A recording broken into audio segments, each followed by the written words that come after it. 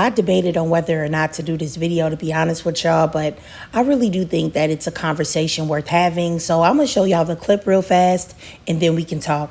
The mambo sauce, man, he talking about he only date the Spanish girls. That's all you like? That's not all I like, bro. We get to try and judge it, but I said, like, that's like, if I choose, that's what I'm going to choose, you know what I'm saying? You going to get a black jump? That's going to be the last resort. You ain't messing with the black girls? It's not that I'm not messing with them, bro. It's just, like, yeah, bro, it's my last choice. Now, before I get into it, this is absolutely no shade to Peaks 100. I actually follow him and I really like his content. And I know that Peaks has a black girl, and I'm not sure, though, if she's his wife or girl, but I know that he has a black partner, so it's no shade to him. But I did want to talk about his friend who said in the video that black women would be his last resort, that he would be looking to white Hispanics or at the very least no black women as his first choices. Now, I could point out the obvious that he doesn't have anyone at all since he said that he's looking for someone, or I could even comment on his looks, or I could even comment on his status that he's clearly an Ashy Larry, but you know what? I won't do that because that's too easy.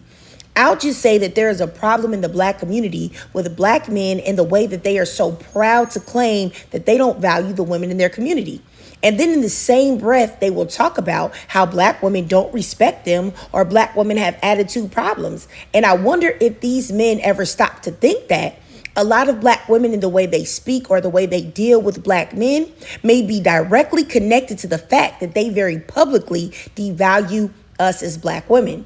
And it's really strange to me because the most popular interracial union is a white T man and an Asian woman. But I don't see white T men or Asian women proudly proclaiming that the members in their own community are their last resort. What type of self-hating thought process is that? And when I try to tell people that this mentality is something that is unique to black men, many black men attempt to deflect and tell me, oh, no, that's not true. You're lying. What about divestors? What about divesting black women? When they don't realize that divesting black women is a direct result of the treasonous, disrespectful behavior of the men in our community. Now, black women have historically been race loyal, and they have continuously supported black men, and they still do. Even with the disrespect that black women are receiving on social media and everywhere right now, they still do that currently. And just recently have only black women started to date out. But still, the majority of black women still don't even do that. And they talk about how there's nothing like a black man. Even though you have documentaries which are easily accessible from the 1960s where black women talk about black men saying that they only want other races, they don't want black women, or telling black women that they don't like their hair, they don't like their afros. You even have documentaries where black women state that black men require perfection from them, but will accept mediocrity in a white T woman. And a perfect example of that happening in current day is the man that married the white T woman with the 6 children and adopted all of them. And these behaviors have been happening for years in the black community, decades even, and they're currently happening. And until we can acknowledge that this is indeed a major problem that is also unique to black men, until we can acknowledge that in the black community, we're going to continue to self-destruct. Now, I'm sure that there are black women that will listen to this video and tell me, well, who cares? Let's not talk about it. Things are never going to change. And you may be right, sis. But I really feel like I still have to try. And I really think that we've got to call out these very disgusting and damaging thought processes in our community. It cannot be just accepted as this is just the norm in our community. And I also wanted to acknowledge that anything that black women are doing currently, like the divesting, like a lot of black women having a lot of anger and bitterness towards black men, all of these things are a direct reaction to the constant disloyalty of a good percentage of the black men in our community. Now, is it all black men? No, but it is a very concerning percentage.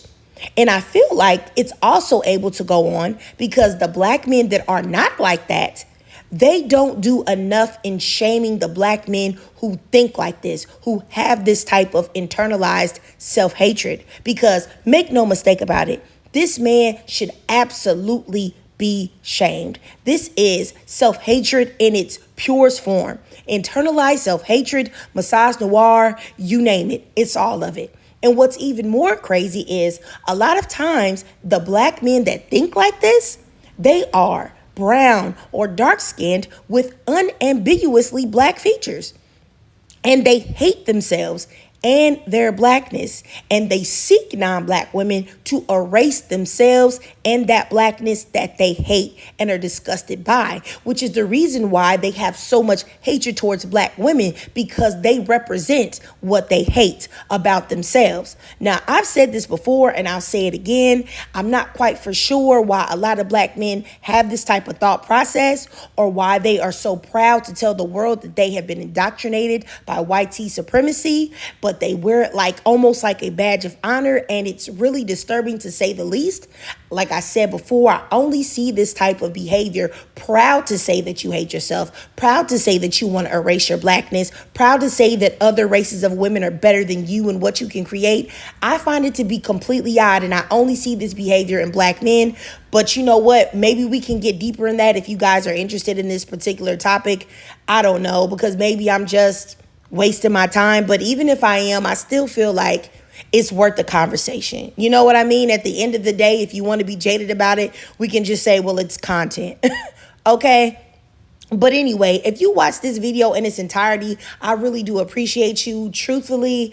And I just would love for you to drop a 22 in the comments just to let me know that you watched this video in its entirety, so I know if people even care what I'm saying, or, you know, you're listening to me. But y'all already know why I put the 22 in here, because what this man said was boo. Boo. Okay. Now, if you guys can donate to my Cash App above to help support the channel and get me live streaming here on YouTube, that's no problem at all. No problem at all. Just do me a free favor. It won't cost you nothing. I say that all the time, and I mean it. It won't cost you a dime.